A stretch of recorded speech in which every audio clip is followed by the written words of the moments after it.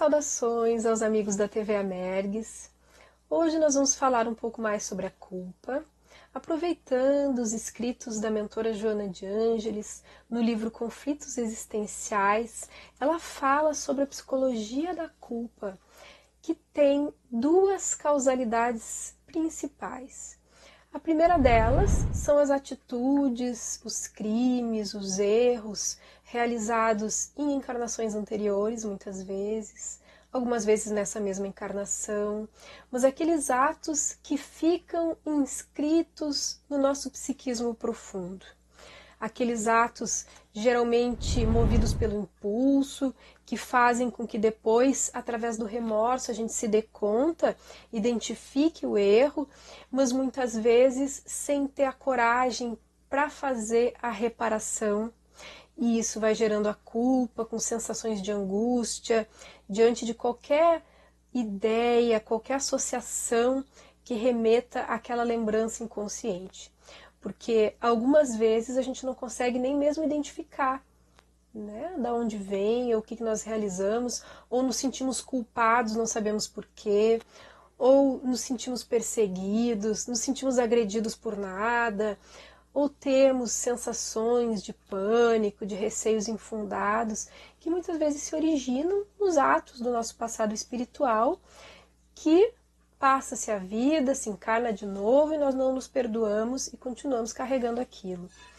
Essa culpa pode aparecer em sonhos também, sonhos de angústia.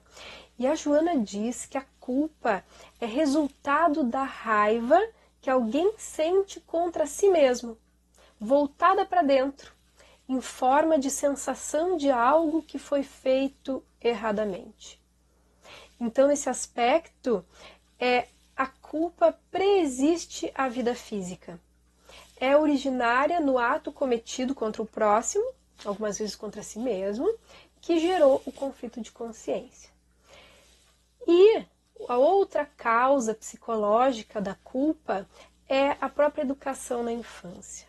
Decorrente da educação, algumas vezes quando a criança não se vê possibilitada a desenvolver a sua própria identidade, a poder vivenciar a sua espontaneidade, a sua liberdade de pensamento, né? Muitas vezes os adultos fazem com que a criança tenha que concordar com a sua ideia para poder se adaptar à sociedade. E vejam bem, é importante que a gente entenda que nós devemos sim educar, colocar os limites necessários, mas sabendo que a conduta dos adultos vai gravar na criança, no educando, a forma de ser, ou de parecer, ou de conviver, ou de agradar.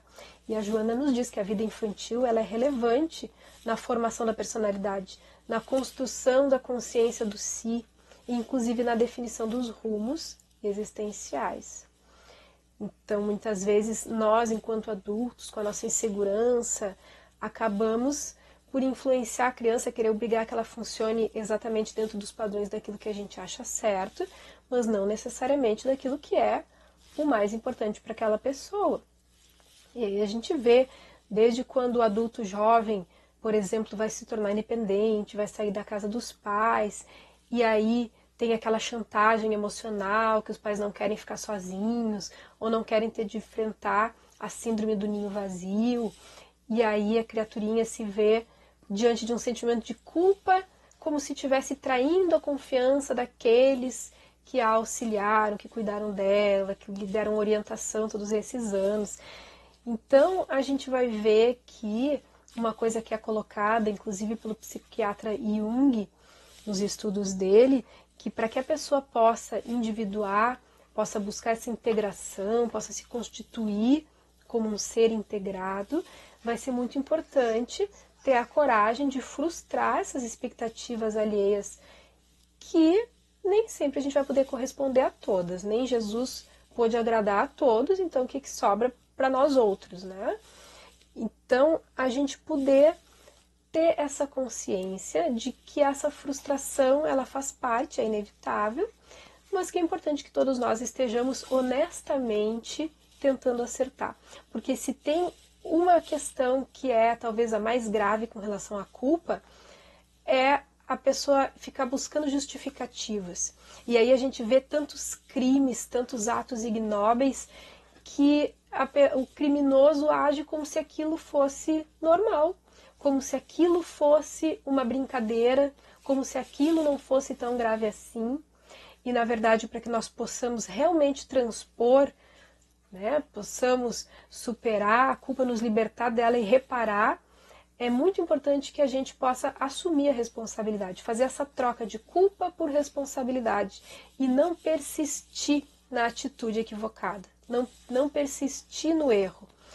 Erramos todos, isso faz parte do humano, não adianta a gente fazer de conta que não tem sentimentos ruins, que não comete erros, cometemos, e aí temos que nos dar conta disso, e à medida que vamos nos dando conta, vamos trabalhando para a reparação. Esse é o caminho que a mentora orienta através da série psicológica, para que a gente vá se dando conta e nos modificando. Porque a necessidade de dizer o não, ela é uma necessidade psicológica, ela é muito importante.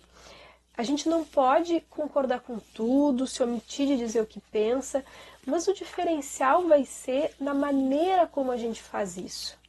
A maneira de expressar essa opinião, se evitando a agressividade quando a gente vai dar uma resposta negativa, né? Eu não concordo contigo, mas eu te respeito. Esse é o diferencial, evitando a prepotência na maneira de traduzir o pensamento oposto. Esse hábito, ele deve ser construído na infância. A coragem de ser honesto, mesmo que para isso tenha um preço.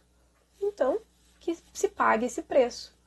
Francisco de Assis pagou o preço de deixar tudo, inclusive as roupas do corpo, para optar por seguir um outro caminho que era diferente do que o pai achava que seria o mais interessante para ele.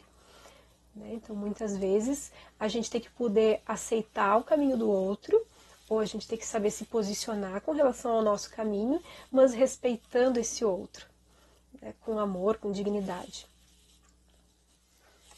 Com relação às consequências geradas pela culpa não liberada, olha que forte a maneira como ela coloca aqui. A culpa, no livro Conflitos Existenciais ainda, a culpa desarticula os mecanismos da fraternidade, tornando o paciente arredio e triste, quando não infeliz e desmotivado. Porque a pessoa fica num sofrimento, fica numa angústia horrível que acaba tendo dificuldade, inclusive, nas relações. As suas ações se tornam policiadas pelo medo de cometer novos erros. E aí também a gente pode ter uma causa da depressão, uma das diversas causas, né? Mas acaba também gerando a depressão, essa energia psíquica voltada para dentro, para essa angústia, sem se permitir sair para o mundo porque fica se autoculpando. A gente tem como um mecanismo de tentar sanar a culpa, ficar se autoflagelando, só que não resolve, né? Se resolvesse, porque muitas vezes a gente se culpa em excesso pelo que não precisa e deixa de se culpar e de assumir a responsabilidade por aquilo que deveria. Então, esse autoflagelar-se, esse processo culposo, ele muitas vezes nos paralisa, muitas vezes gera depressão, né? Ou colocar justificativas indevidas também, como estávamos falando há pouco, também é um outro mecanismo. E quando estamos imersos nessa culpa tormentosa, nesse processo de autoflagelação, a pessoa muitas vezes faz um entendimento distorcido da realidade, como se tudo que acontece de negativo fosse necessário para o seu restabelecimento. Como se tudo de ruim que pudesse acontecer com ela, de uma maneira masoquista até, a pessoa acaba se colocando em situações que não são felizes para si, como um meio de tentar reparar, só que não é um meio sadio e também não é um meio que dê certo. Ou muitas vezes a pessoa se culpa por acontecimentos que não estão nas suas mãos a possibilidade de fazer diferente, porque tem coisas que acontecem que não são desejados, mas fazem parte dos fenômenos humanos, né? Se a pessoa participou de um acidente, de alguma coisa e sobreviveu, e aí se sente culpado por ter sobrevivido, gostaria que a outra pessoa que tivesse sobrevivido não a si. Essas coisas que estão fora da nossa capacidade, porque estão além, a gente não tem controle sobre isso, né? Nós temos que admitir a nossa pequenez, porque aí a culpa também vai para o lugar pequeno dela. Senão é como se nós estivéssemos nos colocando numa posição de onipotência, no sentido tão grandiosos assim, a ponto de decidir o destino humano. É porque eu pensei tal coisa, aconteceu. Eu pensei na desgraça, a desgraça aconteceu, e a pessoa se sente culpada por aquilo. É uma onipotência. E aí a culpa correspondente a essa onipotência é grande também. Então eu vou para o meu lugar, para o meu tamanho, para que a culpa possa ir para o lugar dela, para o tamanho dela também. Com relação aos processos de libertação da culpa, a querida mentora vai dizer que reprimir a culpa ou tentar ignorar ela é tão negativo quanto aceitar a ocorrência do ato errado como se fosse natural, sem o discernimento da gravidade das ações praticadas. Então, o que ela chama de culpa saudável, vamos dizer assim, é a noção de responsabilidade. E não há por que desanimar na luta, ou então abandonar todos os compromissos de elevação moral. Ela vai dizer que o antídoto para a culpa é o perdão. O perdão direcionado a si mesmo, o perdão direcionado ao próximo, né, aquele a quem foi vítima, a comunidade, a natureza. Então, a paz e a culpa, segundo ela, não podem conviver juntas. Aquilo tira a paz da pessoa. A compreensão da própria fraqueza é bem importante para a libertação da culpa, e a coragem de pedir perdão. A capacidade de perdoar e a coragem de pedir perdão são dois mecanismos terapêuticos liberadores da culpa.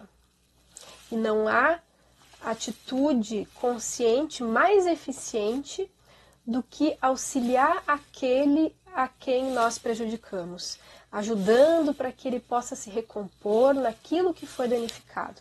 Agora, se é alguma culpa remanescente do inconsciente, de alguma coisa que a gente não lembra, que é de existência passada, aí nós precisamos trabalhar a mudança de atitude em relação à vida, em relação aos relacionamentos, né, ensejando-se o trabalho de edificação, nos tornando mais produtivos com relação ao equilíbrio, para ir liberando essa carga negativa que nós trazemos dentro de nós.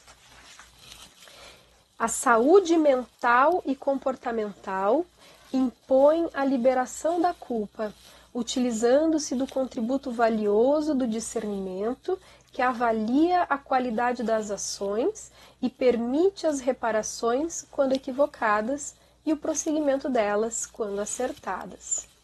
Ela vai dizer no livro Despertar do Espírito que a solução para os sentimentos conflitantes relacionados à culpa é a busca do amor, como expressão de vida, o sentimento onde se fundem todas as emoções. E depois, no Momentos de Saúde, também a respeito da mesma temática, ela diz assim: o que fizeste, não mais podes impedir ou evitar. Então nós devemos observar os efeitos, reparar, se corrigir assim que possível, né? Reparar. Se resultou em conflito pessoal a tua atitude, que não corresponde ao que crês como és, treina o equilíbrio e te põe em vigília. Fraco é todo aquele que assim se considera, não desenvolvendo o esforço para se fortalecer. Porque quando a gente justifica o erro com autoflagelação, logo mais, quando vê, a gente retorna para aquele mesmo erro. Por isso que o autoflagelar-se não tem uma ação realmente libertadora da culpa. Pelo contrário, a gente fica se martirizando e quando vê, vai lá e comete o erro de novo.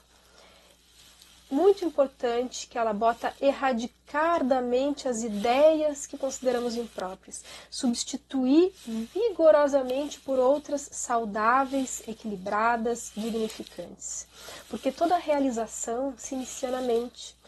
Quando a gente desenha no plano mental, assim que possível a gente materializa ela no campo das ações. Então, pensar com correção.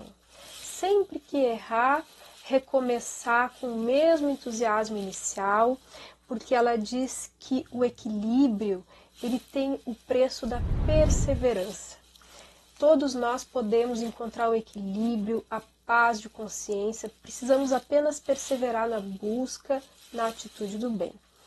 Se, todavia, tiveres alguma dificuldade em agir corretamente, pela atitude viciosa, está muito arraigada no nosso ser, diz ela, recorre à oração com sinceridade e a consciência divina te erguerá a paz. Muita paz para todos nós.